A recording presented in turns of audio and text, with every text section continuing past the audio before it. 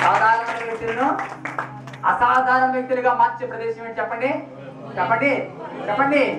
ఓ రేపు పర్వతము మార్చబడలేను, నా జీవితం నాశనమే, నా జీవితమే శాపము, నేనే ఒక శని అనుకునే జీవితాలను దేవుడు ఆశీర్వాదంగా మార్చే ప్రదేశం ఏంటి తెలుసా? ఓ రేపు ప్రదేశము. కలుపుకున్న ప్రార్థన చేద్దాం.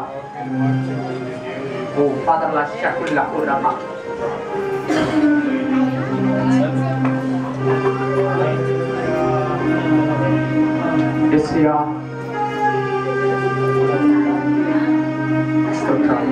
మరియు ఆయన నేను నీ తండ్రి దేవుడు, అబ్రహాము దేవుడు, ఇస్సాకు దేవుడిని, యాకోబు దేవుడిని మోషే అని చెప్పగా మోషే తన ముఖమును కప్పుకొని దేవుని వైపు చూడవచ్చును.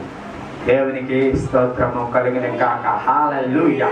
అందరూ చెప్తాం హల్లెలూయా హల్లెలూయా హల్లెలూయా. దయచేసి వాక్యము చెబుతున్నంతసేపు మీ యొక్క ఏకాగ్రతను ప్రభు వాక్యం మీద పెట్టాలని ఆశపడుచున్నాను.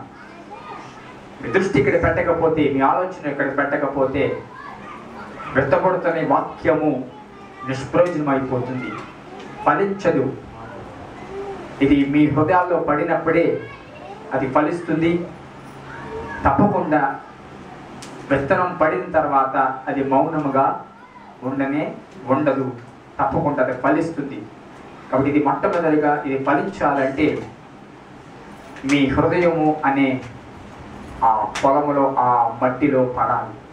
కాబట్టి వాక్యాన్ని శ్రద్ధగా వినాలని నేను ప్రభు పేరట మనవి చేస్తూ ఉన్నాను. నిలబడింది నేనైనప్పటికీ ఈరోజు మాట్లాడుతున్నది సర్వ సృష్టికర్తని యేసు అని మీకు జ్ఞాపకం చేస్తున్నాను.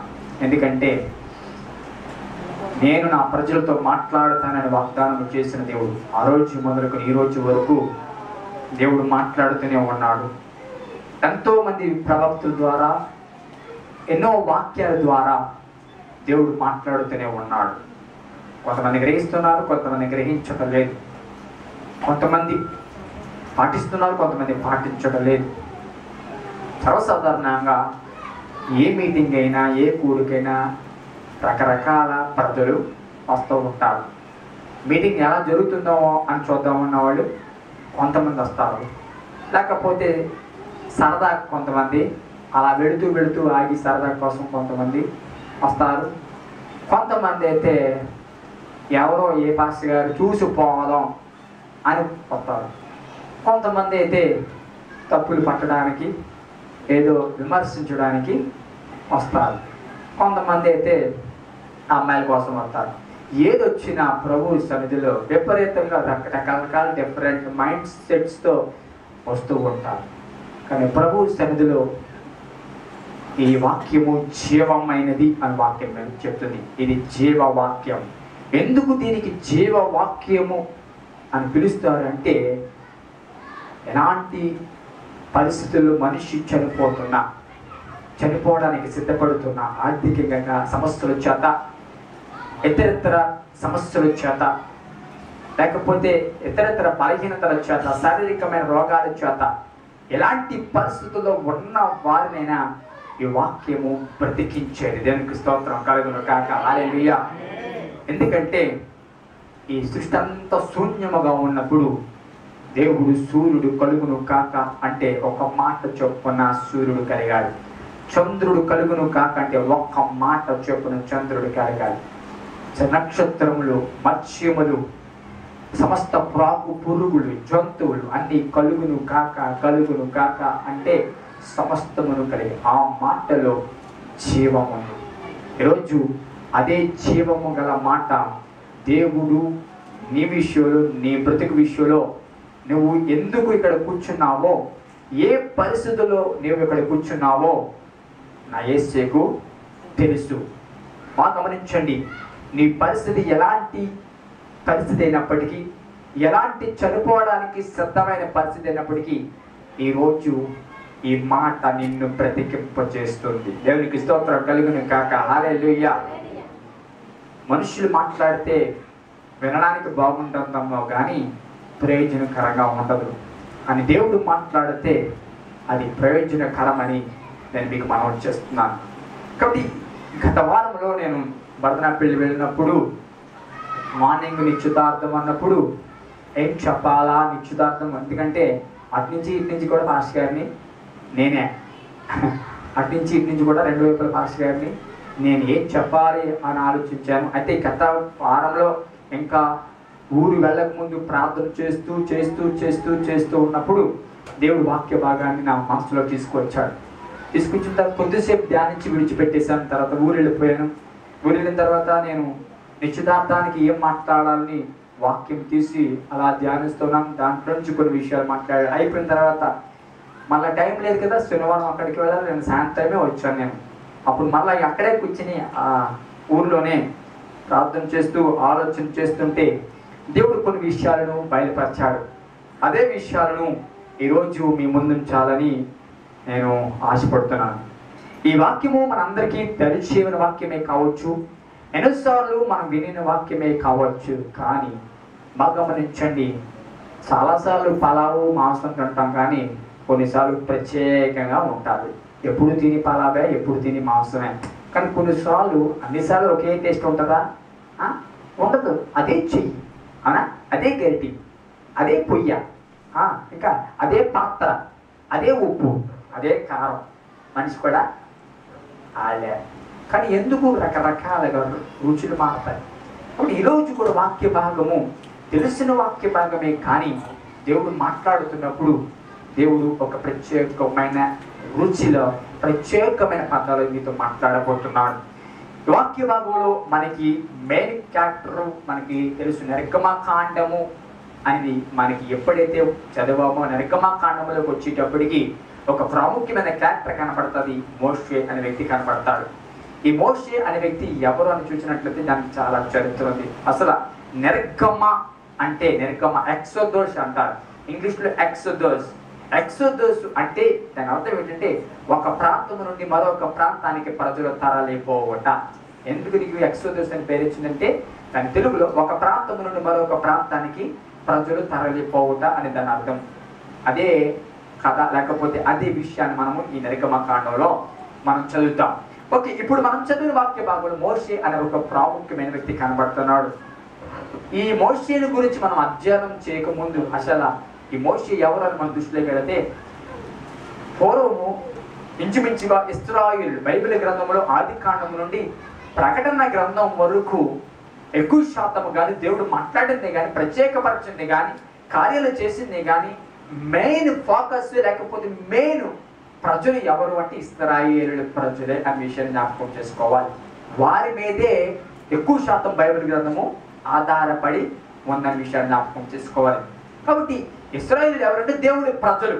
యాకోబు పిల్లలు ఇంచుమించుగా యోసేపు ద్వారా వచ్చిన పిల్లలు కానీ యాకోబు పిల్లలు మొత్తం అందరూ కూడా 70 మందిగా ఐగుప్తుకి వెళ్ళినట్టుగా మన వాక్య భాగం కనబడుతుంది. వేరే ప్రాంతానికి వెళ్ళినప్పుడు, ఎందుకంటే కరువు ప్రాంతంలో ఉన్నప్పుడు కరువు ప్రాంతాన్ని విడిచిపెట్టి ఆ యొక్క ఐగుప్తులో సమృద్ధి ఉందనే ఉద్దేశంతో 70 మంది కానాను విడిచిపెట్టి ఐగుప్తుకి వెళ్తారు. 70 మంది వెళ్తారు. తర్వాత కాలక్రమేణా అక్కడే స్థిరపరచబడి 70 మంది కొన్ని సంవత్సరాలు 20 లక్షల మంది అవుతారు. ఎంతమంది అవుతారండి? 20 లక్షల మంది. అన్ని సంవత్సరాల పిల్లలు పిల్లలు పిల్లలు పిల్లలు అలాగే డెవలప్ అవుతారు. ఈ 70 మందిగా కానాను ప్రాంతం నుండి ఐగుప్తుకి వెళ్ళిన తర్వాత ఈ ప్రజలు రోజు రోజుకి విస్తరించబడడం చూసి ఆ రాజు అనగా ఆ ఫరో లేకపోతే ఐగుప్తు రాజు వీళ్ళేంటి ఎక్కడి నుంచి 70 మందిగా వచ్చి మనది తన వారిది కాని దేశంలో ఎంతగా విస్తరించబడుతున్నారని వాడిని బాధ పెట్టడం మొదలు పెట్టాడు. వాడిని శ్రమ పెట్టడం మొదలు పెట్టాడు. వాని పని చాలా కష్టతరంగా చేయించేవాడు, చాకిరీ చేయించేవాడు, చాలా వ్యాధులకు గురి చేసేవాడు ఇశ్రాయేలు ప్రజలని. ఈ ఇశ్రాయేలు ప్రజలు ఎంత వ్యాధులకు గురి చెబుతూ ప్రార్థన చేసేవారు, ప్రభువా మాకు ఈ చెర నుండి, ఈ ఫరో నుంచి, ఈ రాజు నుంచి మాకు విడుదల కావాలి ప్రభువా అని ప్రార్థన చేశారు. ప్రార్థన ఒక రోజు కాదు, 2 రోజులు కాదు, 3 రోజులు కాదు, వారం కాదు, నెల కాదు, సంవత్సరం కాదు, 430 సంవత్సరాలు చేశారు ప్రార్థన. అంతే ఎన్ని సంవత్సరాలని? 430 సంవత్సరాలు. దేనికోసం ప్రార్థన చేశారు? దేనికోసం ప్రార్థన చేశారు? కొత్త బట్టల కోసమా? దేనికోసం ప్రార్థన చేశారు? విడుదల కోసము. సమస్యలు, ఆ రాజు పెడుతున్న వ్యాధులను భరించలేక, బాధలు భరించలేక ఈ హస్తాల నుండి, ఈ భయంకరమైన ఈ దేశం నుంచి మేము విడుదల పొందాలి అని ప్రార్థన చేశారు. దేవుడు 430 సంవత్సరాలు సుదీర్ఘ ప్రార్థన దేవుడు విన్నాడు. ఓకే, వినగానే విడుదల వస్తుందా? రాదు. బాగా గమనించండి, ఏదైనా దేవుడు చెయ్యాలి అంటే దేవుడు పక్షంగా నేను ఉన్నాను అనేవారు ఒకరు ఉండాలి. దేవునికి స్తోత్రం కలుగును కాక. దేవుడు ఏ పని చేయాలన్నా దేవుడు తన పని మనుషుల ద్వారానే జరిగిస్తాడు. విషయాన్ని మీరు జ్ఞాపకం చేసుకోవాలి. ఏ పని చేయాలన్నా దేవుడికి లోబడే వ్యక్తి, ఏ పని చేయాలన్నా దేవుడికి విధేయత చూపించే వ్యక్తి, ఏ పని చేయాలన్నా అయ్యా నేను నీ పని చేయడానికి సిద్ధంగా ఉన్నానా అన్న వ్యక్తి ఈరోజు దేవుడికి కావాలి. దేవునికి స్తోత్రం కలుగును కాక. హల్లెలూయా. అలాంటి వ్యక్తి కోసము దేవుడు అన్వేషించాడు. టైం అయిపోయింది మనకి. Okay, good. కూర్చోండి. దేవునికి స్తోత్రం చెప్తాం గట్టిగా. హల్లెలూయా, హల్లెలూయా, హల్లెలూయా. దయచేసి ఎవరో లేచి కానీ అటు ఇటు తరగద్దని మరొకసారి నేను మనం చేస్తున్నాను. ఓకే, ఈ సమయంలో ఎప్పుడైతే ఎంతమంది ప్రార్థన దేవుడు విన్నాడో తప్పకుండా వారికి విడుదల చట్టము రాజు చేశాడు. ఏంటంటే చిన్నపిల్లలైన వారు అందరినీ చంపేయండి, అటువంటి వారిని బ్రతకకూడదు, ఏప్రిల్ గారికి సంబంధించిన పిల్లలు ఎవరు బ్రతకకూడదు అని ఒక చట్టం చేసినప్పుడు ఈ మోషే ఆ చట్టం ఎప్పుడున్నా అప్పుడు పుడతాడు చిన్నపిల్లడు. ఈయన కూడా చంపేస్తారేమో అని తల్లి ఏం చేస్తారంటే ఒక పెట్టెలో పెట్టేసేసి నీటిలో వదిలేస్తారు. నీటిలో వదిలేసిన తర్వాత ఆ ఫరో కుమార్తె స్నానం చేయడానికి నీటికి ఆ యొక్క నదికి వచ్చినప్పుడు ఈ పెట్టి చూస్తారు. ఏంటి ఎంత బాగుంది పెట్టి, తీసుకురమ్మని చెలికెత్తు తెచ్చినప్పుడు ఆ పెట్టి తీసుకొచ్చినప్పుడు ఓపెన్ చేసేటప్పటికి అందులో పిల్లడు ఉంటాడు. చాలా అందంగా కనబడతాడు.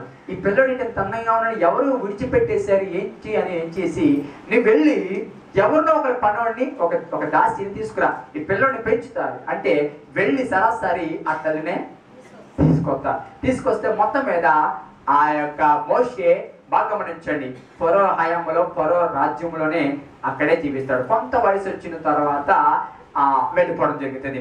కొంత వయసు వచ్చిన తర్వాత ఎందుకంటే బాగా గమనించండి, ఆస్థానంలో పెరిగాడు, రాజరికంలో పెరిగాడు, అన్ని విషయాల్లో బాగానే పెరిగాడు. కానీ మోషేలో ఒక గొడవ ఉండేది. ఏంటంటే తన ప్రజలంటే ఒక మక్కువ, తన ప్రజలంటే ఒక ప్రేమ మోషేలో ఎక్కువగా కనబడడం మనకి చిన్నప్పటి నుంచి మనం చూస్తాం. ఒకసారి మోషేకి సంబంధించిన వ్యక్తి అనగా ఇశ్రాయేలీయుడు అలాగే ఒక ఐగుప్తుడు ఇద్దరు కొట్టుకోవడం చూస్తాడు. ఇద్దరు కొట్టుకోవడం చూసి వాళ్ళ మధ్యకి వెళ్ళి ఏం చేస్తాడంటే ఇశ్రాయేలు వాడిని పక్కనెట్టి ఐగుప్తు వాడిని చెప్పేసి అక్కడే పాతి పెట్టేస్తాడు ఈ మోషే అన్నవాడు. ఇది రాజుగారు తెలుస్తుంది. రాజుగారు తెలిసి ఏంటి మన ఐగుప్తుడిని చంపేశారా, మన ఐగుప్తుని పాతి పెట్టేశారా, ఆయన ఎలాగైనా పట్టుకోవాలని మోషే గురించి అన్వేషణ మొదలెడతారు. అలాంటి భయంకరమైన పరిస్థితుల్లో ప్రాణాన్ని దక్కించుకోవడం కోసం మోషే ఐగుప్తుని విడిచిపెట్టి తన మామని యుద్ధుల ప్రాంతానికి వెళ్ళిపోతాడు, విద్యానికి వెళ్ళిపోతాడు. దేవునికి స్తోత్రం కలుగును. కారణం ఏంటంటే ఒకవేళ రాజుగారు పట్టుకుని చంపేశారని కూడా నన్ను కూడా చంపేస్తారేమో, ఆ మరణశిక్ష నా మీదకి వస్తుందేమో అని ఉద్దేశంతో పారిపోతాడు. వెళ్ళిపోయిన తర్వాత మామ దగ్గర ఉంటాడు. మామకు మంద ఉంటుంది, మంద కాచుకుంటూ చక్కగా ఉంటాడు. ఆ మామ పెళ్లి చేస్తాడు, తనకు వచ్చిన కుమార్తెను ఇచ్చి పెళ్లి చేస్తాడు, పిల్లలకు అంటాడు. బాగా గమనించండి, ఈ 3వ అధ్యాయము మొదటి మనం ఆ 2వ అధ్యాయం పైన చూసినట్లయితే మన జీవితానికి సాదృశ్యంగా కనబడుతుంది. 2వ అధ్యాయం మోషే మన జీవితం బాగా సాదృశ్యంగా కనబడుతుంది. ఎందుకంటే మోషేలో ఒక ప్రత్యేకత అంటూ ఏమీ లేదు. 2వ అధ్యాయం అంతా కూడా సర్వసాధారణంగా మనం ఎలాగైతే వివాహాలు చేసుకుంటూ ఏదో ఒక పని చేసుకుంటూ పిల్లలకు అంటూ ఎలాగే ఈ ప్రయాణాల ముందు కొనసాగుతున్నామో అలాంటి పరిస్థితే 2వ అధ్యాయంలో మోషేది. ఏ కారణమైనప్పటికీ, మరణకరమైన ఒకవేళ భయం కారణమైనప్పటికీ, ఇంకోటి కారణమైనప్పటికీ మామ దగ్గరికి వెళ్ళిపోయి అక్కడ మందను కాచుకుంటూ పిల్లలకంటూ భార్యతో కాపురం చేస్తూ సర్వసాధారణమైన జీవితాన్ని గడుపుతున్న వ్యక్తి మోషే. దేవునికి స్తోత్రం కలుగును కాక. ఇప్పుడు ఒకసారి మందను కాస్తూ ఒక ప్రాంతానికి వస్తాడు. బాగా గమనించాలి, అడవి ప్రాంతంలో మందను మోషే కాస్తూ ఒక ప్రాంతానికి వచ్చేటప్పటికి ఆ అడవిలో మోషేకు ఒక సన్నివేశం కనబడతాది. ఏమిటి అంటే ఒక పొద మండుతూ ఉంటుంది. ఆ మండుతూ ఉంటుంది కానీ ఆ పొద వలన, ఆ మంట వలన పొద కాలిపోకుండా మండడం. ఇది చాలా విచిత్రం. సర్వసాధారణంగా ఒక పొదలో మనం ఒక మంట వేసామంటే, అగ్ని వేసామంటే అది కాసేపుడు బూడిదైపోతుంది. ఇది కాలుతుంది కానీ మండిపోవటం లేదు, అంటే నాశనం అవ్వట్లేదు, లేకపోతే బూడిద అవ్వటం లేదు. దేవునికి స్తోత్రం కలుగును కాక. ఆ మందను మేపుతూ గొర్రెలు కాస్తూ ఆ వెంతను చూస్తాడు. ఆ వెంతను చూసిన ప్రాంతం పేరు ఏంటంటే హోరేబు పర్వతము. అది దేవుడి పర్వతం అని దీనికి పేరు. దేవునికి స్తోత్రం కలుగును గాక. హల్లెలూయా. గమనించండి, దేవుడి పర్వతం దగ్గర మోషే చూచిన వింత ఏమిటి అంటే పొద మండుచుంది కానీ కాలిపోలేదు. చెప్పండి, పొద మండుతూ ఉంది కానీ ఎవరు మంట పెట్టారో కనబడట్లేదు, కానీ మండుతూ ఉంది, కాలిపోవట్లేదు. ఈ విచిత్రాన్ని చూచాడు. బాగా గమనించండి, మోషే మందను కాస్తున్నప్పటికీ, మోషే మందను మేపడానికి వచ్చినప్పటికీ ఆ హోరేబు పర్వతము వైపు అడుగులు వేయించింది ఏమిటి అంటే ఆ పర్వతం దగ్గర జరిగిన వింత. దేవునికి స్తోత్రం కలుగును గాక. హల్లెలూయా. బాగా చెప్తాం, హల్లెలూయా, హల్లెలూయా.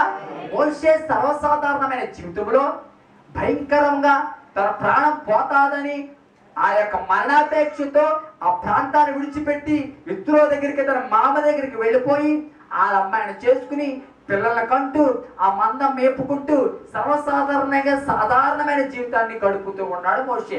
ఏ విధమైన ప్రత్యేకత లేదు, ఏ విధమైన కాలింగ్ అనగా పిలుపు లేదు, ఏ విధమైన అభిషేకం లేదు, ఏ విధమైన ప్రత్యేకత లేదు. సర్వసాధారణమైన జీవితము, సర్వసాధారణమైన వ్యక్తిగానే బ్రతుకుతూ ఉన్న వ్యక్తి సడన్ గా ఒక్కసారి ఈ వ్యక్తను చూచాడు. దానికి స్తోత్రం చేద్దాం గట్టిగా. హల్లెలూయా. బాగా గమనించింది, ఒక సర్వసాధారణమైన వ్యక్తిని, ఈ లోకంలో అందరూ ఎలా బ్రతుకుతున్నారో అలా బ్రతికే వ్యక్తిని, భార్య, పిల్లలు, సంసారము, లేకపోతే పని అనుకుంటున్న వ్యక్తిని దేవుడు ఎంత బలముగా మార్చాడన్నది ఈరోజు మనం నేర్చుకోవలసిన ముఖ్యమైన అంశము. సర్వసాధారణంగా జీవితం వెళ్ళిపోతున్న పరిస్థితిలో ఒక్కసారిగా పెద్ద మార్పు తీసుకురావడమే కానీ ఒక ప్రత్యేకమైన వ్యక్తిగా దేవుడు అతను ఎలా మార్చాడన్న విషయాల్ని మనము రానున్న వాక్యాల్లో మనం నేర్చుకోబోతున్నాం. మొట్టమొదటిగా ఆ హోరేబు పర్వతం అనగా దేవుడి పర్వతం దగ్గర ఆ వ్యక్తి మోషే చూచింది గొప్ప వింత ఏమిటి అంటే పొద మండుతూ ఉంది కానీ కాలిపోవట్లేదు. తన జీవితంలో ఎప్పుడు ఎటువంటి వింత చూడలేదు. ఎన్నోసార్లు ఆ యొక్క గొర్రెలను మందని తీసుకువచ్చాడు, మేపుతూ ఉన్నాడు, ఎన్నోసార్లు మంట చూచాడు, ఎన్నోసార్లు కాలిపోవడం చూచాడు. కానీ అతడు ఇంత జీవితంలో, ఇన్ని 40 సంవత్సరాల జీవితంలో ఎప్పుడు ఇలాంటి వింత చెప్పండి అతను చూడలేదు. దానికి స్తోత్రం కాదు. మొట్టమొదటిసారిగా అతను చూస్తున్న వింత ఏంటంటే ఎక్కడా జరగని వింత. దానికి స్తోత్రం కలుగును కాక. అంటే జరిగిన వింత ఎలాంటిదంటే సాధారణానికి అసాధారణమైనది. దేవునికి స్తోత్రం కలుగును కాక. హల్లెలూయా. సాధారణంగా జరిగేదానికి అసాధారణంగా కనబడుతుంది. సాధారణంగా మనిషి ఆలోచన ఏంటంటే చూసిన వెంటనే, లేకపోతే మంద ఒక పొద కాలుతూ ఉంటే తప్పకుండా కాసేపటికి మాడి మసేపై కాలిపోతుంది. కానీ అది సర్వసాధారణ మనిషి దృష్టి అదే ఆలోచన. కానీ దేవుడి దృష్టికి, దేవుడి దగ్గరకు వచ్చేటికి, హోరేబు పర్వతం దగ్గరకు వచ్చేటప్పటికి మనుషుల దృష్టికి, ఆలోచనకి భిన్నంగా కార్యాలు జరగడం. దానికి స్తోత్రం కలుగును కాక. హల్లెలూయా. అందరూ చెప్తామని కనుక హల్లెలూయా, హల్లెలూయా. ఈ వింత మరి ఎక్కడా కలగలేదు అతనికి. ఈ అనుభవం ఎక్కడ అతను చూడలేదు. ఈ అనుభవం ఏ కొండ దగ్గర, పెద్ద పెద్ద కొండలు ఉన్నాయి కానీ, పెద్ద పెద్ద ప్రాంతాల్లో, లోయల్లో, చక్కటి పొలాల్లో ఆ మందన మేపాడు కానీ ఎప్పుడు ఇలాంటి వింతను చూడలేదు. ఎక్కడ చూచాడంటే కేవలము హోరేబు అనగా దేవుడి పర్వతం దగ్గర మాత్రమే. దేవునికి స్తోత్రం కలుగును గాక. హల్లెలూయా, హల్లెలూయా. అలాంటి వ్యక్తి చూచిన వెంటనే ఇదేదో వింతలాగా ఉందేంటిరా, మండుతుంది కానీ కాలిపోవట్లేదు, ఏంటి వింత అనుకుంటూ అక్కడున్న వ్యక్తి ఆ హోరేబు లేకపోతే ఆ మంట దగ్గరికి అడుగులు వేసుకోవడం ప్రారంభించాడు. బాగా గమనించండి ప్రియ సహోదరి సహోదరులారా, ఈరోజు సాధారణమైన వ్యక్తిని దేవుడు పిలిచి ఎలా ప్రిపేర్ చేస్తున్నాడో ఒక్కసారి మనం ఆలోచించినట్లయితే, మొదటగా అతని జీవితంలో ఎప్పుడు ఎరగిన అనుభూతుల్లోకి, ఎప్పుడు చూడని భిన్నమైన పరిస్థితుల్లోకి దేవుడు అతను నడిపించడం మొదటగా కనబడుతుంది.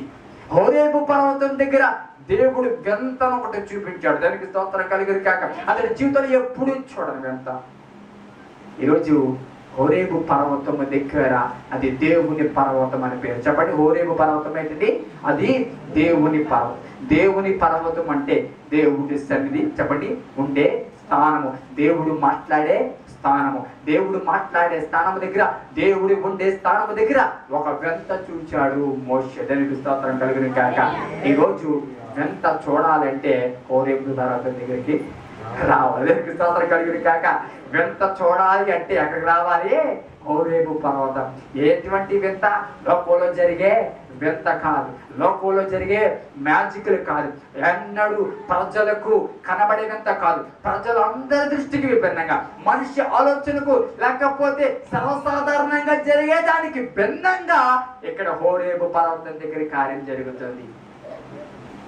ఈరోజు నేను చెప్తాను, హోరేబు పర్వతం అనగా దేవుడి సన్నిధి. చెప్పండి, హోరేబు పర్వతం అనగా దేవుడి సన్నిధి. దేవుడు ఎక్కడైతే మాట్లాడుతాడో, దేవుడు ఎక్కడైతే స్వరం వినిపిస్తాడో అదే దేవుడి సన్నిధి, అదే దేవుడి పర్వతము హోరేబు పర్వతం. దేవునికి స్తోత్రం చెప్తాం గట్టిగా హల్లెలూయా, గట్టిగా చెప్తాం హల్లెలూయా. చెప్పండి, హోరేబు పర్వతం అంటే దేవుడు ఉండే ప్రదేశము, దేవుడు మాట్లాడే ప్రదేశము. ఓకే, ఇప్పుడు చెప్పండి, ఇక్కడ ఎవరు మాట్లాడుతున్నారు చెప్పాలి? ఎవరు? సుధాకర్ గారా? ఎవరు మాట్లాడుతున్నారు చెప్పండి, చెప్పండి క్లియర్గా, గట్టిగా, అబద్ధాలు చెప్పండి, నిజం చెప్పండి. నిజంగానేనా? దేవుడు స్తోత్రం కలుగును కాక హల్లెలూయా. చెప్పండి, దేవుడు మాట్లాడుతున్నాడంటే హోరేబు పర్వతం. ఓకే, హోరేబు పర్వతం దగ్గరకు వచ్చిన ప్రతి ఒక్కడు ఏం చూస్తున్నాడు? హోరేబు పర్వతం దగ్గర రావడానికి గల కారణం ఏంటి అసలు?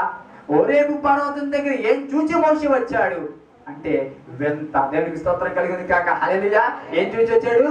వింత చూచి. లోకంలో జరగనిది, లోకంలో చూడండి, సాధారణానికి అసాధారణమైనది ఈ హోరేబు పర్వతంలో ఉంది. కాబట్టి మోషే అడుగులు, బయట ఉన్న అడుగులు ఎక్కడికి వస్తున్నాయి? ఇప్పుడు మంట దగ్గరికి వస్తున్నాయి. దానికి స్తోత్రం కలుగును కాక. ఓకే, ఇప్పుడు మనం హోరేబు పర్వతం, చెప్పండి మనది ఏం చెప్పండి? మనం అందరం ఎక్కడ ఉన్నాం? హోరేబు పర్వతం దగ్గర ఉన్నది. హోరేబు పర్వతం అంటే ఇప్పుడు మన దగ్గర ఏముండాలి చెప్పండి గట్టిగా? హోరేబు పర్వతం చెప్పాం. ఇప్పుడు బయట ఉన్న మనుషులు ఈ హోరేబు పర్వతం దగ్గరికి అడుగులు వేసుకుంటూ రావాలంటే ఇక్కడ ఏముండాలి చెప్పండి గట్టి చెప్పండి? వింత. అది కరెక్ట్ చెప్పారు దీని యేసుకుమార్ గారు, కరెక్ట్ చెప్పి. ఏముండాలి చెప్పండి గట్టి చెప్పాలి. విన్నారు కదా? మోషే ఎక్కడో ఉన్నవాడు ఆ మంట దగ్గరికి అడుగులు వేసుకుంటూ రావడానికి కారణం ఏంటి? మామూలు మంట అనుకో అనుకుంటాం, అంతే కదా. కానీ ఎక్కడ చూడండి, ఎప్పుడు చూడండి, సాధారణానికి భిన్నంగా జరుగుతుంది. కాబట్టి ఏం చేశాడు? ఎక్కడో ఉన్నవాడు, దూరంగా ఉన్నవాడు ఇప్పుడు దగ్గర రావడానికి ప్రయత్నిస్తున్నాడు. దానికి స్తోత్రం కలుగును కాక. ఇప్పుడు హోరేబు పర్వతం అని మనం చెప్తున్నాం. ఇప్పుడు ఈ హోరేబు పర్వతంలో వండవలసింది, హోరేబు పర్వతం దగ్గర మనుషుడు చూడవలసింది ఏంటి? వింత. దానికి స్తోత్రం కలుగును కాక హల్లెలూయా, హల్లెలూయా. గట్టిగా చెప్తాం హల్లెలూయా, హల్లెలూయా. ఓకే, మన వింత ఉందా చెప్పండి? హోరేబు దగ్గరికి రావడానికి వింత ఉందా? ఏ వింత? మన వింతలు చాలా వింతలు ఉన్నా మళ్ళీ అబ్బో వింతలకి ఏం తక్కువ లేదు. ఆ వింత కాదు, ఆ వింత కాదు, లోక సంబంధమైన వింత కాదు. మెజిషియన్స్ చేస్తారు, అవునా? కాగితం ముక్క ఎత్తే అలాగని 100 రూపాయలు చేసి పారేస్తాడు. 100 రూపాయలని కాగితం ముక్క ఏం చేస్తాడండి? 100 రూపాయలను చేసి పారేస్తాడు. అబ్బో 100 రూపాయలు చేసి పారేస్తాడు కానీ దానికి పుట్టు మీదకి ఇచ్చేసో లేకపోతే ఏదో పుట్టేసుకొని కొనుక్కోవడానికి అవుతుందా? అవ్వదు. దేవునికి స్తోత్రం కలుగును కాక. అది డూబు. చెప్పండి, డూబు. ఎలాంటి చెప్పని సార్లు మనమే నమ్మలేం, ఇవ్వబోయ్ నిజంగా జరిగిపోయిందేమో అనుకుంటాం. ఏఎక్సన్ ఛానల్లో breaking the code of magician అని ఒక ప్రోగ్రామ్ వస్తుంది. ఆ మెజిషియన్స్ ఎలా చేస్తారు, అసలు దాని వెనక ఎలాంటి మ్యాజిక్లు ఉంటాయి అన్ని చూపిస్తాడు క్లియర్గా. ఒక వ్యక్తిని చంపేసినట్టుగా మనకు చూపిస్తాడు. అందులో చూడనుకుంటాం మనం, దెబ్బలు చేయడం అనుకుంటాం, నిజంగా చంపడు. దాని వెనక చాలా ఉంటుంది. దానికి స్తోత్రం కలుగును కాక. కాబట్టి కానీ ఇది అలాంటి మెజిషియన్ చేసే వింత కాదు. ఈ మంత్రులు లేకపోతే ఏమంటారు మాంత్రికులు చేసే వింత కాదు. ఇది ఒక గొప్ప వింత. దేవునికి స్తోత్రం కలుగును కాక. ఇది దేవుడే చేసే వింత. దేవునికి స్తోత్రం కలుగును కాక. ఆ వింత మనలో ఉందంటే ఉంది. దేవునికి స్తోత్రం కలుగును కాక. ఏంటి ఆ వింత అంటే, ఒకప్పుడు లోకంలో పాపం పాపం పాపం అని తిరుగుతున్న మనం, త్రాగుడు త్రాగుడు త్రాగుడు తిరుగుతున్న వ్యక్తులు, వ్యభిచారం వ్యభిచారం అంటూ తిరుగుతున్న వ్యక్తులు ఈరోజు గొప్పగా మారి ప్రభు సన్నిధిలో ఉండడమే గొప్ప వింత. దానికి స్తోత్రం కలుగును కాక హల్లెలూయా. ఈ వింత ప్రపంచంలో ఎక్కడ చెప్పండి? ఒక మాంత్రికుడిని తీసుకొచ్చి ఒక తాగుబోతుని మార్చమంటే మారుతాడండి? ఒక తాగుబోతుని మార్చమంటే మారుతాడా? ఒక వ్యభిచారాన్ని మార్చమంటే మారుతాడా? ఒక స్మోకర్ని మార్చమంటే మారుతాడా? మారుతాడా? అబరగా దబ్బరా దెబ్బరగా దబ్బరానా అడుగు. ఏం మరి ఈ వింత ఎక్కడ జరుగుతుందంటే కేవలము హోరేబు పర్వతం దగ్గర, అంటే దేవుడి సన్నిధిలో మాత్రమే. దేవునికి స్తోత్రం కలుగును గాక. అందరూ చెప్తాం గట్టిగా హల్లెలూయా, హల్లెలూయా. ఆ వింత ఎక్కడ ఉందంటే ప్రభు సన్నిధిలో. ఎందుకంటే ఇంతకు ముందు త్రాగుడు ఇలాంటి వ్యక్తి, ఈడు మాడరా, ఈ పనికి మాలాడు, ఈడు ఎంతలాంటి అని ప్రజలందరూ తిట్టి తిట్టి తిట్టి తిట్టి చాలా మంది ఈ నాశనం అయిపోతే బాడు, ఈడు చనిపోతే బాడు, ఇలాంటి పనికి మాలాడు అన్న చాలా మంది ఈ రోజు భయంకరమైన వ్యక్తులు మారి ప్రభు సన్నిధిలో ఈ వాక్యాన్ని ప్రకటిస్తున్నారు. ఈ వింత ఎక్కడ జరిగిందండి? ఈ వింత ఎక్కడ జరిగిందని కేవలం నా దేవుని సన్నిధిలోనే చెప్పలు కొడతామండి. ప్రభు సన్నిధిలో. హల్లెలూయా, హల్లెలూయా, హల్లెలూయా. ఇప్పుడు మనమే ఒక వింత. చెప్పండి, మనమే మనకి వింతగా మారారా? పెద్దగా తేడా లేదని అంటారా? ఎంతమంది నిజంగా నా జీవితంలో ఈ మార్పు వచ్చిందంటే నిజంగా దేవుడి కృపని ఎంతలా మారుతానని ఎప్పుడు అనుకోలేదని వాళ్ళు చేతులెత్తండి. అంటే కొంతమంది ఏ మారే భాష మారే అంటారు. ఏ మారినా పెద్దగా నాలే మార్పు ఏం కనపడుతుంది. ఎంతో ముందు ఎలా అన్నాను, ఇప్పుడు మరి ఎంతకుముందు 4 షోకి వెళ్ళేవాడు, ఇప్పుడు 2 షోలు వెళ్తాను గుడికి వస్తున్నావు అని. అదే అది మార్పు కాదు. దానికి స్తోత్రం. ఎంతకుముందు పొద్దుళ్ళైతే పళ్ళు మందుతో కొడుకునేవాడు, పుక్కులు చూసేవాడు, పొద్దుడు మందు వేసుకుంటేనే కానీ తెల్లారేది కాదు. ఇప్పుడు పొద్దుట లేచి వాక్యమే చదువుకుంటున్నాడు, ప్రార్థన చేసుకోకుండా బయటికి వెళ్ళలేకపోతున్నాడు. ఇది మార్పు కాదండి? చెప్పండి, మార్పు కాదండి? ఈ మార్పు ఎక్కడండి? కేవలము దేవుని సన్నిధిలో మాత్రమే. దానికి స్తోత్రం చెప్తాం గట్టిగా హల్లెలూయా. ఇలాంటి మార్పు హోరేబు పర్వతం దగ్గర మాత్రమే సాధ్యమవుతుంది. హోరేబు పర్వతం దగ్గర మాత్రమే. కారణం ఏంటంటే అది దేవుడు ఉండే ప్రదేశం, దేవుడు మాట్లాడే ప్రదేశం, దేవుడు నేరుగా మాట్లాడే ప్రదేశము, వింతలు ఆశ్చర్యాలు జరిగే ప్రాంతం. దానికి స్తోత్రం కలుగును గాక. హల్లెలూయా. ఒకప్పుడు వడ్డీ వ్యాపారం, బాగా వడ్డీలు మీద వడ్డీలు వసూలు చేస్తూ అనేక మంది ప్రాణాలకు, అనేక మందికి అన్యాయం చేస్తూ ఉన్నారు. ఈరోజు దేవుడు వారిని మార్చాడు జీవితంలో. ఈరోజు వడ్డీ తీసుకోవడం మానేశాడు, ఇవ్వవలసిన దగ్గర కూడా తీసుకోవడం మానేశాడు. తిరిగి ఈరోజు వాళ్ళకి ఇస్తున్నాడు. ఇలాంటి మార్పు ఎక్కడండి? కేవలము దేవుని సన్నిధిలో. జక్కీ మార్పు చూసి ప్రజలు ఆశ్చర్యపోయారు. జక్కీ మార్పు చూసి బైబిల్ గ్రంథంలో జక్కీ అని ఒకడు ఉన్నాడండి. జక్కీ అని ఒకడు ఉన్నాడు. అది మహా వ్యాపారి, వడ్డీ వ్యాపారి. తెగ వడ్డీ వ్యాపారం. ప్రతి ఒక్కరి దగ్గర వడ్డీలు తీసుకుని ఎంతో వేదన కలిగిస్తూ, బాధ కలిగిస్తూ, ఎంతో మంది కన్నీళ్లకు కారణమైన వ్యక్తి యేసుప్రభు ఇంటికి వచ్చాడు, మాట్లాడాడు. గొప్ప అద్భుతం జరిగింది. ఇలాంటి వ్యక్తి ఏం చేసేది సార్? ఎవరి దగ్గర అయితే అన్యాయంగా తీసుకున్న డబ్బులు, ఆ డబ్బులు ఇవ్వడం కాదు, 4 వంతుల డబ్బులు ఇచ్చేయడం మొదలు పెట్టాడు. ఆ ఊరంతా మొదటిది ఏంట్రా జక్కి ఏంటి తయారు. ఒక రోజు వడ్డీ ఇవ్వకపోతేనే పెద్ద గోలెట్టేసి వ్యక్తి ఈరోజు వడ్డీ వద్దన్నమే కాదు, పైపెచ్చి 4 గంటలు ఎత్తనాడు. ఎంత వింత జరిగింది ఏంట్రా? అవును, ఈ వింత హోరేబు పర్వతం దగ్గర జరిగింది. దానికి స్తోత్రం చెప్తాం గట్టిగా హల్లెలూయా. గట్టిగా చెప్తాం హల్లెలూయా, హల్లెలూయా.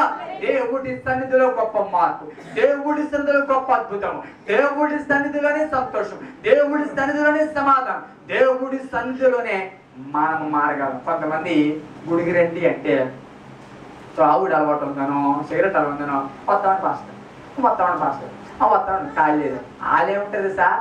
తాగుతున్నాను కదా, తాగి ఓడి గుడికే వెళ్తాను అని అతని ఉద్దేశం. కానీ దేవుడు ఏమంటాడంటే నువ్వు నా దగ్గరికి వచ్చే వరకు నువ్వు త్రాగుడు మానలేవరా అని దేవుడు చెప్పాడు. ఆడేమంటాడంటే తాగేయడం మానేసిన తర్వాత అప్పుడు గుడికి వద్దామని ఈడు ఆలోచన. అలా తాగడం మానేసింది బయటే ఉంటే గుడికి రావాల్సిన పనే లేదా? స్తోత్రం. నీవు మానలేనివి, నీ జీవితంలో మార్చుకోలేనివి మార్చడానికే హోరేబు పర్వతం. దానికి స్తోత్రం చెప్పినట్టుగా హల్లెలూయా, హల్లెలూయా. కొంతమంది అనుకుంటారు అది ఉంది కదండి, ఇది ఉంది, అది మానలేకపోతున్నాం, ఇది మానలేకపోతున్నాం అండి, ఇలాంటి పరిస్థితులు మేము గుడికే వస్తామండి అనుకోకండి.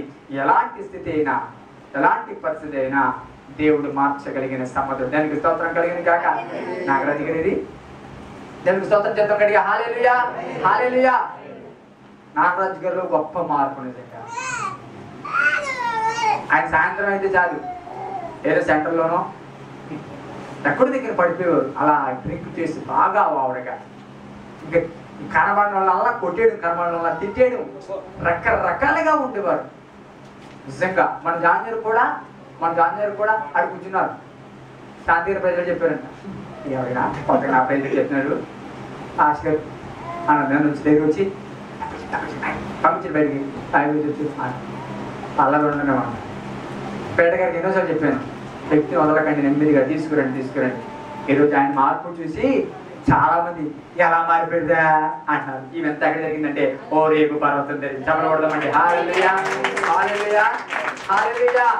ఇలాంటి వ్యక్తి మారేటంటే దేవుడి సన్నిధిలో దేవుడు మాట్లాడడం బట్టి దేనికి స్తోత్రం కలిగిన గాక. హల్లెలూయా, హల్లెలూయా. ఎవరు మార్చగలరండి? ఈరోజు ఇవంతా ప్రభు సన్నిధికి వచ్చేటప్పటికి చూశాడు. ఈ వింత ఏంట్రా అనుకుంటూ వచ్చాడు. ఆ వింత ఏం చేసిందంటే చూడటమే కాదు కానీ అతను అట్రాక్ట్ చేసి ప్రభు సన్నిధికి 2 అడుగులు వేయించి దగ్గరగా దూరంగా, అంటే ఆ మంటకి ఆ పొదకు దూరంగా ఉన్న వాడిని ఈ వింత ఏం చేసిందంటే దగ్గరికి నడిపించింది. దానికి స్తోత్రం. ఈ రోజు నేను అంటాను, మనలో మార్పు బాగా వాక్యం, మనలో మార్పు ఏం చేయాలి? మనలో మార్పు ప్రజలు చూసి ఇలాంటి ఇలా మారే రాని దూరంగా ఉన్న ఎక్కడో ఉన్న వ్యక్తి ఓ రేపు పర్వతం దగ్గరికి అడుగులు వేసుకుంటూ రావాలి. చెప్పలు కొడదామండి గట్టిగా. హల్లెలూయా, హల్లెలూయా, హల్లెలూయా. మనలో మార్పును చూసి ఏం చేయాలి ప్రజలు? చెప్పండి గట్టిగా. మనలో మార్పును చూసి ఏం చేయాలి ప్రజలు రావాలి. ఎక్కడికి? ఓ రేపు పర్వతం దగ్గరికి. మనలోనే బాగా ఏం కనపడుతుంది, గాలి అడుగులు వేసుకుంటూ వస్తారు. మనం చూసి కొంతమంది 2 అడుగులు దగ్గరగా ఉన్నవాళ్ళు 10 అడుగులు దూరంగా పోతున్నారు. మన ప్రవర్తన చూసి, మన క్రియలను చూసి, మన మాట తీరును చూసి, మనం వేసి యాసాలను చూసి దేనికి స్తోత్రం కలుగును కాక. హల్లెలూయా. అది నిజమైన మార్పు. చెప్పండి. కానే కాదు. ఒక మాట ఉంది, పురుషుల్లో పురుషులు చెప్పాలి. పురుషులు ఉంటారంటే చాలా మంది, కానీ అందులో పురుషులు వేరంటండి బాబు. మళ్ళా ఎవరు ఉన్నారండి పురుషుల్లో? మనందరూ పురుషులు కదా ఒప్పుకుంటావా? పురుషులు కాపాడేటండి పురుషులవే, కానీ ఇంకో కేటగిరీ ఉంది, ఎవరో పుణ్య పురుషులు అంట. అలాగే క్రైస్తవుల్లో నిజ క్రైస్తవులు కూడా వేరు. అందరూ క్రైస్తవులే, కానీ నిజ క్రైస్తవులు ఉన్నవాళ్ళు కొంతమంది చెప్పండి ఉంటారు. దానికి స్తోత్రం కలుగును కాక. గుడికి ప్రాంతంలో బైబిల్ అడిగి అనుకున్నాం, ప్రతి ఒక్కరు క్రైస్తవుడు. గుడికి వచ్చిన ప్రతి ఒక్కరు క్రైస్తవుడు అనుకుంటున్నారా? ప్రభు అని ప్రతి ఒక్కరు క్రైస్తవుడు అనుకుంటున్నారా? ఒట్టు కాడికి తీసేసినంత మాత్రం క్రైస్తవుడు అనుకుంటున్నారా? వస్తువులు పీకేస్తున్నంత మాత్రం క్రైస్తవుడు అనుకుంటున్నారా? ముసుగేసి కూతు అని చేసినంత మాత్రం క్రైస్తవుడు అనుకుంటున్నారా? కాదు. ఎవరు క్రైస్తవుడు? తన గుణాతిశయాలను క్రియారూపకంగా చూపించాడు క్రైస్తవుడు. దానికి స్తోత్రం కలుగును కాక. హల్లెలూయా. హల్లెలూయా, హల్లెలూయా. ఈరోజు క్రైస్తవుడిగా పిలువబడినారు చాలా మంది ఉన్నారు, కానీ మన క్రియలలో క్రైస్తవత్వాన్ని చూపించాలి. దానికి స్తోత్రం. అది చెప్పండి. సౌలు పౌలుగా మారడం చూచి ప్రజలందరూ ఆశ్చర్యపోయారు. అవునా లేదా? చెప్పండి. సౌలు పౌలుగా మార్చడం బట్టి అందరూ ఆశ్చర్యపోయారు. ఇదేట్రా, ఎలాంటి సౌలు ఇదేట్రా? బైబిల్ అంటే అంత చిరాకు పడిపోయేవాడు, క్రైస్తవులు నాశనం చేసేవాడు, చంపేసేవాడు, సంఘాలను పాడు చేసేవాడు. అలాంటి సౌలు ఏం తెలుసా? మార్పు వచ్చిన తర్వాత బైబిల్ సంకలట్టుకుని సెంటర్లో నిలబడి ప్రభు నమ్ముకోండి అని చెప్తున్నాడు. అలాంటి వ్యక్తి ఎలాగ మారిపోయాడురా? అది గొప్ప మార్పు, అది గొప్ప విచిత్రం. దానికి స్తోత్రం కలుగును గాక. హల్లెలూయా. ఈరోజు ఆ వింతైన మార్పు మనలో కలిగినప్పుడే ప్రజలు దూరంగా ఉన్న వాళ్ళు ఆ యొక్క హోరేబు పర్వతం దగ్గరికి వస్తారు. దానికి స్తోత్రం కలుగును గాక. హల్లెలూయా. మొదటిది. ఇంక రెండవది, దగ్గరికి వస్తున్నప్పుడు దేవుడు మౌనంగా ఉండలేదు. బాగా గమనించండి. దగ్గరకు వస్తున్నప్పుడు దేవుడు మౌనంగా ఉండలేదు. దేవుడు ఏమన్నా నోరు తెచ్చి మోషే దానికి స్తోత్రం కలుగును కాక. బాగా గమనించండి. మోషే పేరు ఎవరు చెప్పలేదు, అక్కడ ఎవరు మోషే అని అరవలేదు, ఎవరు కూడా తెలియదు. కానీ దేవుడు ఆ స్వరం నుంచి, ఆ మంట నుంచి మాట అంటాడు, మోషే దానికి స్తోత్రం కలుగును కాక. బాగా గమనించండి ప్రియ సోదరులారా, నీవు హోరేబు పర్వతం దగ్గరికి రాక ముందే నువ్వెవరో దేవుడు బాగా ఎరిగిన వాడి విషయం జ్ఞాపకం చేసుకో. నీవు గుడికి రాక ముందే నువ్వెవరో దేవుడికి ఎరుగును. నువ్వెవరో పూర్తిగా నీ బయోడట అంత పూర్తిగా నా దేవుడికి తెలుసు. నీ పేరు ఒక నాకు తెలియకపోవచ్చు, కానీ ఈ రోజు నా యేసుకు నీ పేరు తెలుసు, నీ స్థితిని తెలుసు, నీ బ్రతుకు తెలుసు, నీ జీవితము తెలుసు. ఈరోజు 4 గోడల మంచి పాపం చేసి ఎవరికి తెలియట్లేదు అనుకుంటున్నారు, కానీ మనుషుల్ని మోసం చేయవచ్చు, కానీ ఎస్సీని మాత్రము మోసము చెప్పండి, దేవుణ్ణి మాత్రము మోసము చేయలేదు. దేవుడికి స్తోత్రం. నీ కుడి చేతితో ఇచ్చిన ఎడం చేతికి తెలియకపోవచ్చు కొన్నిసార్లు, కానీ దేవుడికి మాత్రం సమస్తమును. నీ మనసులో ఏమనుకుంటున్నావో, ఎక్కడ కూర్చుని ఏమనుకుంటున్నావో, వెళ్ళిపోతాం ఏమనుకుంటున్నావు, వచ్చినప్పుడు ఏమనుకుంటున్నావు, ఇంటికి వెళ్ళాక ఏమనుకుంటావో, సాయంత్రం ఏమనుకుంటావో కూడా దేవుడికి తెలుసు. దేవుడికి స్తోత్రం. బలి చెప్పారు పాస్టర్ గారు, బలి చెప్పారు అప్పుడు కొట్టకండి, నేనే చెప్తున్నాను. బలి చెప్పారు పాస్టర్ గారు, బలి చెప్పారు పాస్టర్ గారు అంటారు. అందరితో పాటు చెప్పలు కూడా తగ్గ ఏం చెప్పాడా కదా చెప్పి నీకు అర్థమైంది అయితే బయటికి వెళ్ళి అలా కూడా ఉన్నా. దానికి స్తోత్రం కలిగి కాక జాగ్రత్త. నీ ప్రతి మాట దేవుడు వింటున్నాడు. దానికి స్తోత్రం కలిగిన కాక నీ ప్రతి ఆలోచన, వాక్యం చెప్తుంది, నీ ఆలోచన రాకముందే ఆ ఆలోచన అంటే దేవుడికి తెలుస్తుంట. దానికి స్తోత్రం కలిగిన కాక హల్లెలూయా. అందరూ చెప్తాం గట్టిగా హల్లెలూయా, హల్లెలూయా. ఈరోజు మొదటిగా హోరేబు పర్వతం దగ్గరికి రాకముందే దేవుడి పేరు పెట్టి పిలుస్తున్నాడు. మోషే మోషే అంటున్నాడు. ఈ రోజు నేను అంటాను, ప్రభు సన్నిధికి రాకముందే నీవెవరో దేవుడికి తెలుసు. నీవే కొలుస్తున్నావు, ఏ పరిస్థితిలో, ఏ స్థితిలో ఉన్నావు, ఏ వేదనలో ఉన్నావో, ఏ కన్నీటితో వచ్చావో మొత్తం దేవుడికి తెలిసిన విషయానికి జ్ఞాపకం చేస్తున్నా. ఈరోజు నాకు ఎవరు తెలుసు, నా గురించి ఎవరు చెప్పగలను, నా పరిస్థితి ఎవరికి చెప్పుకోగలను, నా స్థితి ఎవరికి చెప్పుకోగలను అని ఒకవేళ వేదన చెందుతున్నామో, నువ్వు దేవుడి సన్నిధికి రాకముందే నీ స్థితిని దేవుడు చెప్పండి ఎరిగిన వాడు, నీ పరిస్థితిని దేవుడు ఎరిగిన వాడు. దేనికోసం వస్తున్నావో, దేని కొరకు ఎదురు చూస్తున్నావో, ఏది కావాలని కోరుకుంటున్నావో నా యేసుకి తెలుసు. మోషే ఎవరికి తెలియదండి, ఎవరికి తెలియదు, మోషే పేరు ఎవరికి తెలియదు. కానీ ఆ అరణ్య ప్రాంతంలో ఆ మంటల నుంచి, పొదల నుంచి దేవుడు ఏం చెప్తున్నాడు తెలుసా? మోషే మోషే అని పిలుస్తున్నాడు. ఈరోజు నేను చెప్తున్నాను ప్రియ సోదరుడా, ఈ తల్లిదండ్రులకి పుట్టిన తర్వాత ఆ డాక్టర్ గారు తీసుకొచ్చి చేతిలో పెడితే ఆ డాక్టర్ గారి మాట ఖచ్చితంగా నమ్మి, అవును కొడుకు నా కొడుకు లేకపోయినా వీడు నా కొడుకే అంటే అన్నదా చెప్పండి. శ్రీని గారు మా మేనల్లుడు పుట్టినప్పుడు డాక్టర్ గారు బయట తీసుకొచ్చి ఇదిగోండి అని పెట్టాడు. ఎవరు పెట్టాడో వాళ్ళే మీరు మా మనవడు, మా మేనల్లుడు అంతే కదా. దానికి స్తోత్రం కలిగిన కాక ఆ డాక్టర్ గారి మీద నమ్మకం అంతే. ఆ డాక్టర్ గారు బయట తీసుకొచ్చి వీళ్ళేనండి మీ అబ్బాయిని ఆ చేతిలో పెడితే వాళ్ళే అవుతారు. ఈరోజు నేను చెప్తున్నా, అయిన తర్వాత శ్రీని గారికి, జ్యోతి గారికి తెలుసు ఇది మా అబ్బాయి అని. కానీ ఈరోజు అంటాను, తల్లి గర్భమ ఆ పెండంగా రూపింపబడక ముందే నీవేంటో దేవుడికి తెలుసు. చెప్పలు కొట్టమంటే హల్లెలూయా, హల్లెలూయా, హల్లెలూయా. భూమి యొక్క పునాదిని వేయక ముందే దేవుడు నిన్ను ఎరుగును.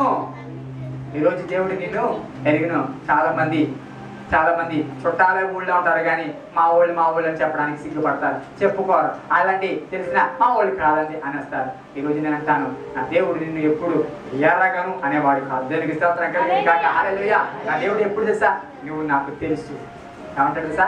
నీవు నాకు తెలుసు, నేను నిన్ను ఎరుగుదును. దేవునికి స్తోత్రం కలిగి కాక హల్లెలూయా. ఈరోజు నీవు దేవుడి సన్నిధికి రాకముందే, దేవుడి సన్నిధిలో అడుగు పెట్టక ముందే ఈరోజు నీ పేరు పెట్టి పిలుస్తున్నాడు. నీ పేరు పెట్టి పిలుస్తున్నాడు. నువ్వు ఎవరో తెలియకపోయినప్పటికీ నీ పేరు దేవుడు తెలుసు, నీ స్థితిగతులు తెలుసు, నీ సమస్యలు తెలుసు, నీ వ్యాధులు తెలుసు, ఎలాంటి స్థితిలో బతుకుతున్నావో, ఎలాంటి వ్యాధులు గుండా వెళ్తున్నావో తెలుసు. సాధారణమైన జీవితాన్ని జీవిస్తున్న మోషే బ్రతుకులో అందరిలాగే కాపురం చేసుకుంటూ, అందరిలాగే భార్యతో ఉంటూ, అందరిలాగే పిల్లలు కంటూ సర్వసాధారణంగా చప్పటి బ్రతుకు, ఏ విలువ లేని, ఏ ప్రత్యేకమైన పిలుపు లేని ఆ మోషే జీవితంలో దేవుడు ఒక్కసారిగా గొప్ప మార్పు తీసుకొచ్చాడు. ఒక్కసారిగా అసాధారణమైన విషయాన్ని దేవుడు చూపించాడు. అసాధారణమైన వింతను దేవుడు చూపించాడు. హోరేబు పర్వతం దగ్గర తీసుకొచ్చాడు, మాట్లాడడం ప్రారంభించాడు.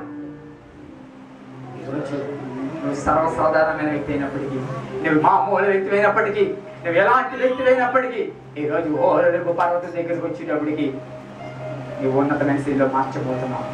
దేవుడు నీ స్థితిని మార్చబోతున్నాడు. నువ్వు ఎలాంటి స్థితిలో ఉన్నప్పటికీ హోరేబు పర్వతం దగ్గరికి వచ్చేటప్పటికి నీ స్థితి మారబోతుంది. చెప్పలు కొడదామండి గట్టిగా హల్లెలూయా, హల్లెలూయా, హల్లెలూయా. సాధారణమైంది కానీ హోరేబు పర్వతం దగ్గరికి వచ్చేటికి అసాధారణమైన దేవుడు చూపించబోతున్నాడు. సాధారణమైనది అయినప్పటికీ హోరేబు పర్వతం దగ్గరికి వచ్చేటప్పటికి అసాధారణమైన దేవుడి కార్యాలు చేయబోతున్నాడు. నువ్వు ఎన్నో ఇంటర్వ్యూకి వెళ్ళి ఫెయిల్ అయ్యామో, ఎన్నో ఎగ్జామ్స్ రాసి ఫెయిల్ అయ్యామో, జాబ్ కోసం ప్రయత్నించి ఓడిపోయామో, పిల్లలు పుట్టరని ఎంతో మంది డాక్టర్ దగ్గరికి వెళ్ళి విసిగి వేసారిపోయి ఇంక పిల్లలు పుట్టురేమో అని వేదన చెందుతున్నాము, నా జీవితం అంతా ఇంకా అవమానాలు భరించాలేమో అనుకుంటున్నామో, లేకపోతే వివాహము కాదు, రంగు తక్కువనో, లేకపోతే వెనకాలి ఆస్తి, లేకపోతే వెనకాల కట్నాలు ఇచ్చేవారు లేరనో, పిల్లలు అవ్వదనమో, లేకపోతే ఎన్నో రకాలుగా వేదన చెందుతున్నామో, అది ఎప్పుడు తెలుసా? ఓ రేపు పర్వతం రాకముందే. కానీ ఓ రేపు పర్వతం దగ్గరికి వచ్చినప్పటికి ఎలాంటి వారమైనా, ఎలాంటి స్థితిలో ఉన్నా, ఎలాంటి పరిస్థితిలో ఉన్నా దేవుడు నేను ఉన్నతమైన స్థితికి మార్చబోతున్నాడు. నీ పేరు ఎరిగిన దేవుడు, నీ స్థితిగతులు ఎరిగిన దేవుడు, నీ ఆలోచన ఎరిగిన దేవుడు, నీ సమస్యను కూడా దేవుడు ఎరుగును, నీ వేదన కూడా దేవుడు ఎరుగును, నీ కన్నీళ్లు కూడా దేవుడు ఎరుగును. నువ్వు ఏ స్థితిలో వేదన చెందుతున్నావు, ఎవరికి చెప్పుకోలేని వేదన అనిపిస్తున్నావు, రాత్రులు ఆలోచన మీద ఆలోచన చేస్తూ వేదన మీద వేదన అనిపిస్తూ కన్నీళ్లు దిగమింగుకుంటూ బ్రతుకుతున్నావు. కానీ నేను చెప్తున్నాను, ఓ రేపు పర్వతం దగ్గరికి వచ్చేటప్పటికి నువ్వు బాధపడని అవసరం లేదు. ఓ రేపు పర్వతం దగ్గరికి వచ్చేటికి నీ స్థితి మార్చబోతున్నాడు. ఓ రేపు పర్వతం దగ్గరికి వచ్చేటికి దేవుడు ఒక వ్యక్తి నీ జీవితంలో చేయబోతున్నాడు. ఓ రేపు పర్వతం వచ్చేటికి నిన్ను పేరు పెట్టి పిలవడానికి నా యేసు సిద్ధంగా ఉన్నాడు. నమ్మిన చెప్పలు కొడదామండి. అంతమంది నమ్ముతున్నారండి, నా యేసుకి నా పేరు, నా స్థితిగతి తెలుసు. అంతమంది నమ్ముతారండి? చెప్పండి, నా యేసుకి నేనెవరో తెలుసు, నా స్థితిగతి ఏంటో తెలుసు, నా పేరు తెలుసు అన్నాడు. చేతులు ఎత్తండి. యేసుకి నేనెవరో తెలుసు. చెప్పండి, యేసుకి నేనెవరో తెలుసు, నేను బాధపడని అవసరం లేదు.